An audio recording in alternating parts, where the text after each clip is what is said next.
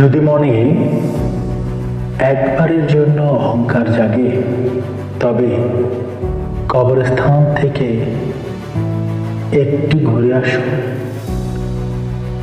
দেখবেন সেখানে হাজারো শক্তিশালী মানুষ নিশ্চিহ্ন হয়ে গেছে তাদের সেই সুঠাম দেহ।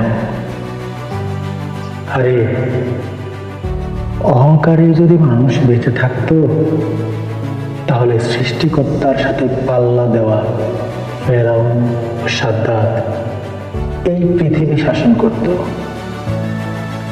যদি হঠাৎ নিজেকে খুবই বুদ্ধিমান মনে হয় তোমার, তাহলে হিটলারের সমাধি খুঁজে বের করে একটু দেখে এসো।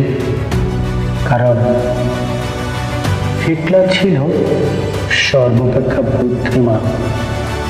শেষ পরিণতি কিন্তু হিটলারের এই পৃথিবী থেকে বিদায় নিতে বাধ্য হতে হয়েছে।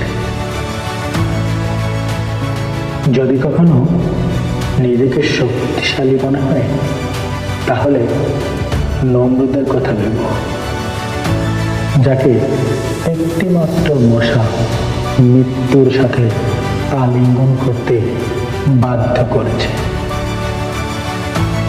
যদি রূপ ও চেহারা নিয়ে বড়াই হয় তোমার, তাহলে প্রিন্সেস ডায়নার একটু খবর নিয়ে, যেই মানুষটাকে সারা পৃথিবীর মানুষ পছন্দ করলেও তার প্রিয় মানুষটি তাকে একদমই পছন্দ করত না। তাই কার কাছে কি কতটুকু গুরুত্ব, এটা শুধু তার পরিবেশের উপরেই সম্পূর্ণ ডিপেন্ড করে।